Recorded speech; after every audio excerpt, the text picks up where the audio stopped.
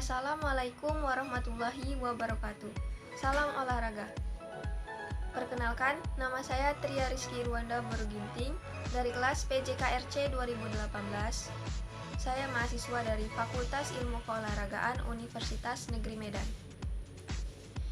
Di video ini, saya akan membahas tentang TIK. Apa itu TIK?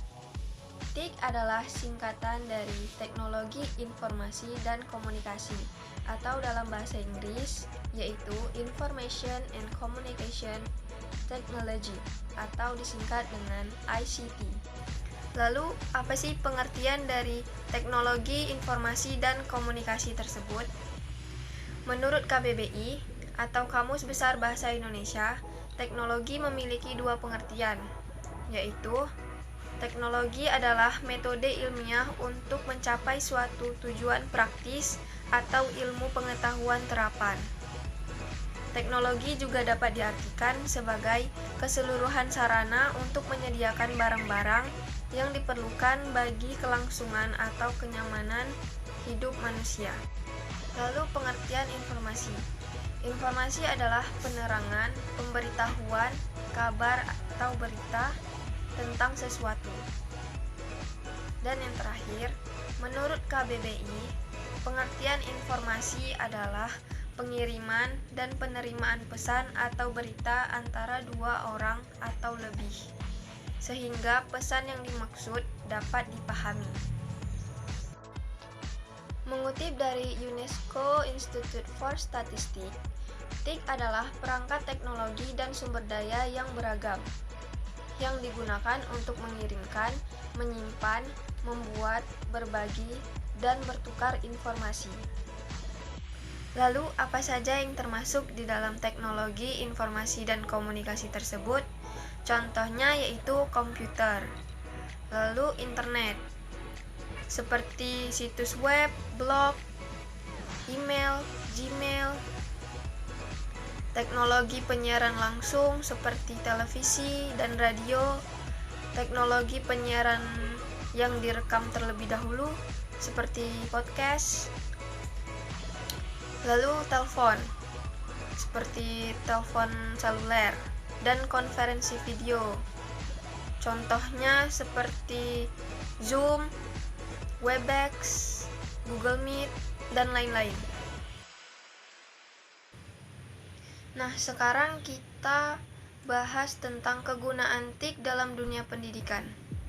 Kegunaan TIK dalam dunia pendidikan yaitu sebagai infrastruktur pembelajaran, sumber bahan ajar, alat bantu dan fasilitas pembelajaran, skill dan kompetensi, sumber informasi penelitian, media konsultasi, media belajar online, dan lain-lain. Dalam dunia pendidikan, TIK bisa diterapkan seperti halnya pembelajaran berbasis komputer.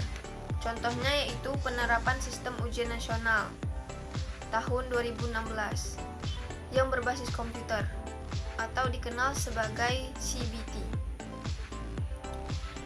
Berbagai hasil penelitian contohnya melalui akun blog seperti Kemendikbud,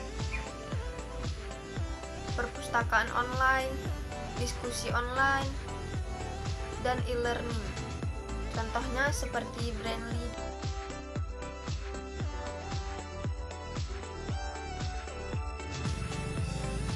Dalam pembelajaran jarak jauh di PJOK, ada beberapa produk teknologi yang digunakan untuk mendukung kegiatan belajar mengajar seperti siaran televisi, tape kaset, video film, siaran radio, slide presentation, dan sebagainya.